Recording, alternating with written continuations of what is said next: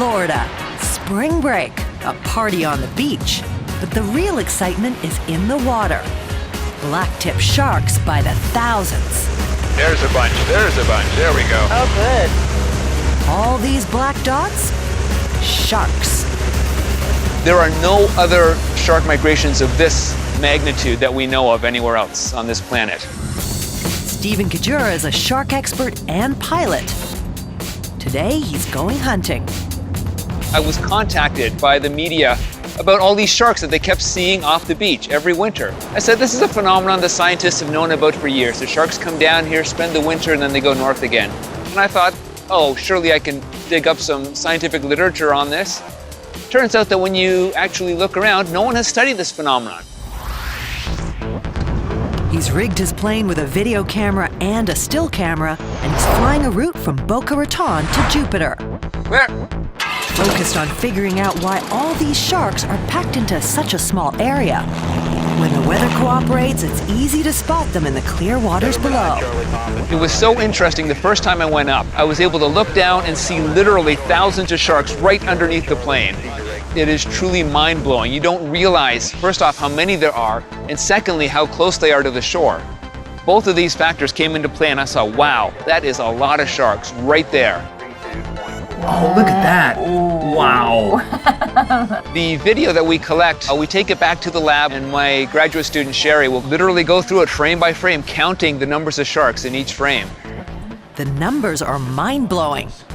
In the peak season, that's about January, February, and March, in the wintertime, we average over 12,000 sharks in this narrow strip of beach between Boca Raton up to Jupiter Inlet.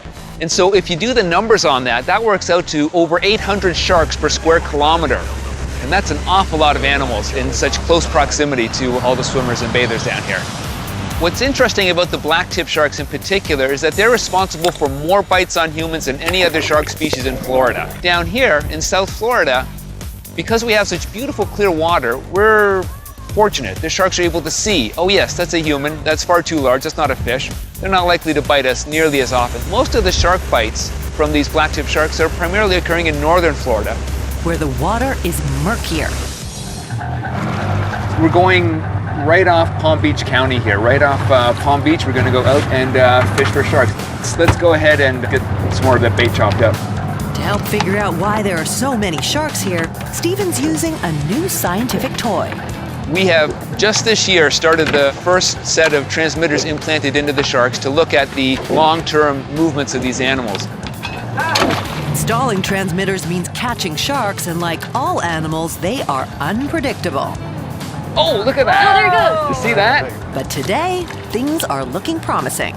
Yeah, we just saw a couple of sharks jumping already, right like no more than 100 meters away, so that's fantastic.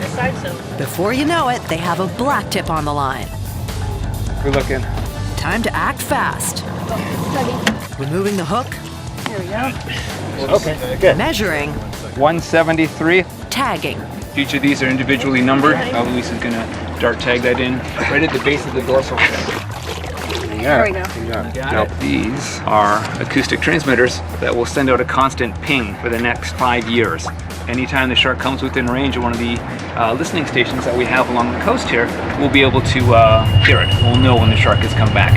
And the nice thing is there's an array of these acoustic receivers all along the entire eastern seaboard, all the way up into Canada. It's turning out to be a banner fishing day. We had a fantastic day. This is a record. We have never had 8 sharks on the line in one day before, so we did really well today. Every catch gets him closer to understanding why these predators are here.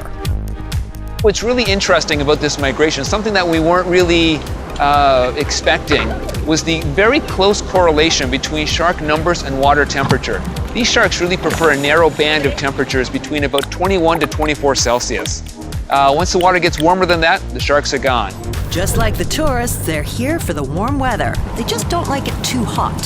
One of the longer-term questions is whether warming oceans as a result of global climate change is going to affect the distribution of these sharks. As the oceans get warmer and warmer, the sharks may no longer be coming as far south as Palm Beach. So some people might think, oh great, no more sharks. They're not coming down this far south anymore.